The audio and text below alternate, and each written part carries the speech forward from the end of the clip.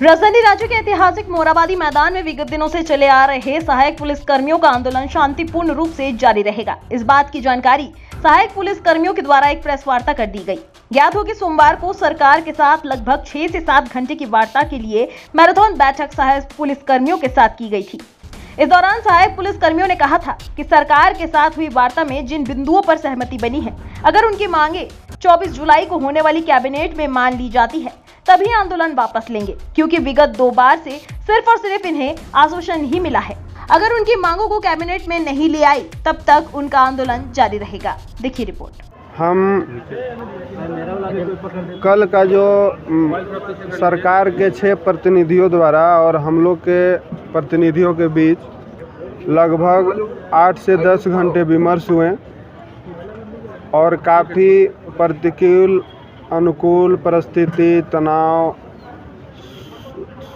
सुझाव, एन केन प्रकारेन सभी तरह के बिंदु पर चर्चा हुए, विमर्श हुए, जिसमें हम लोग के जो मांग था एक मत से समायोजन का, तो समायोजन के रूप में बोला गया कि आपको डायरेक्ट समायोजन नहीं किया जाएगा, आपका आरक्षण देकर समायोजन किया जाएगा। तो उसमें पहला बिंदु इसी पर बहस हुआ, चर्चा हुआ कि होमगार्ड में 10% आरक्षण दिया जाएगा, वनरक्षी में 10% आरक्षण दिया जाएगा और उत्पाद सिपाही में आरक्षण दिया जाएगा। तो उसमें जो भी समझ था हमारा प्रतिनिधित्व में हम लोगों ने जितना बुद्धि, विवेक, शिक्षा, दीक्षा, झूठ, सच, इसको जिस दृष्टिकोण से देखी जाए, हम लोगों ने उस पर बोले कि श्रीमान आरक्षण तो ठीक है लेकिन जिला बल में भी विचार किया जाए, क्योंकि समझने में और भाई लोग के जब चर्चा में आया कि उत्पाद सिपाही झारखंड निर्माण के बाद पहली बार आया, उत्पाद से और वनरक्षी 12 बरस में एक बार आया और उसमें 10 बरस में मेरा आयु सीमा में छूट का जिक्र था। तो इस सहमति पर आगे बढ़े हम लोग। फिर उस समय हाँ ना में एक अधिकारियों द्वारा आश्वस्त किया गया कि आपका 1-2 महीना के अंदर इसका विज्ञापन आएंगे और आपका निदान होगा। अरे विज्ञापन आएगा, आपको इसका लाभ मिलेगा। तो इसमें उन लोग बात मान लिया जाए, बाबू ये होगा, हम लोग आपके साथ हैं, ये आपको लाभ मिलेगा, समझ करो, धैर्य का परिचय दो, विवेक का परिचय दो।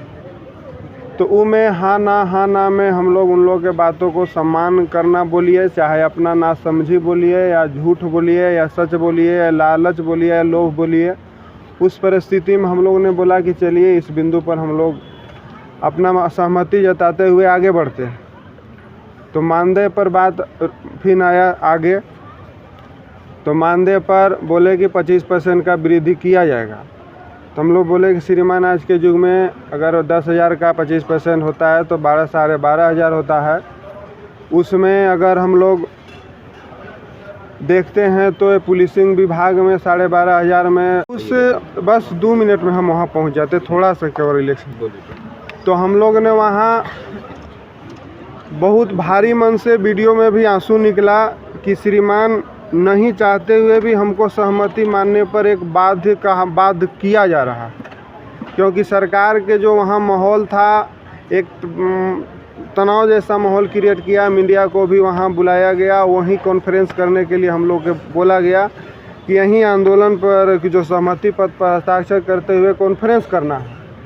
तो हम लोग भी तत्कालीन जल्दीबाजी में फैसला लिए कि हाँ सर, अगर वैसा है तो हम करेंगे। अब इसको हमको झूठ समझा जाए, आरोप लगा जाए, गैर जिम्मेदाराना प्रतिनिधि पर सवाल तो खैर उठना स्वाभाविक है, क्योंकि वहाँ हम लोगों ने सहमति दी है।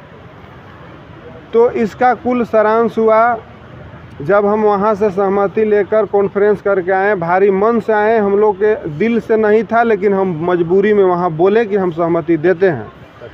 फिर मोराबादी में सभी एक लोकतांत्रिक देश में अपना डेमोक्रेटिक का परिचय देते हुए सभी भाइयों से हम लोगों ने बोला कि ऐसा ऐसा बात है, इसमें हमारी आप सहयोग करें। बड़े बड़े लोग से भी गलती सही होते हैं, हमसे भी हुआ होगा, तो उसमें बताया जाए कि हम अब क्या हैं और कहाँ हैं, क्यों हैं, कैसे हैं। तो बोला गया कि आपका जो भी पहल रहा सराहनीय रहा, लेकिन सरकार जिस तरह से 2020 में भी हमको बोलकर काम नहीं किया और 2021 में भी बोलकर काम नहीं किया, वहाँ भी मौखिक लिखित आश्वासन मिला और 2021 में भी मौखिक लिखित आश्वासन मिला, जिसमें काम नहीं होने से हम लोग के गहरा अविश्वास के भावना है और नहीं हो पा रहा है। तो इस तमाम रात में सभी भाइयों के सहमति से ऐसा निर्णय हुआ कि जो सहमति बना है उस पर हमारा जो 2 बार से धोखा मिला है उस संबंध में विश्वास करना मुश्किल है, इसलिए उस सहमति पर पुनर्विचार की मांग करता हूं और जो मानदेय है उस पर विशेष तौर पर पुनर्विचार की मांग करता हूं। तदुपरांत उसको हमें लाभान्वित इम्प्लीमेंट कैसे हो, हम एक जो अगला कैबिनेट हो उसमें मेरा पुनर्विचार के बाद अगला कैबिनेट में हमको पारित करके दिया जाए, उसके बाद हम आंदोलन को यहाँ से समाप्त करते हुए प्रस्थान करेंगे।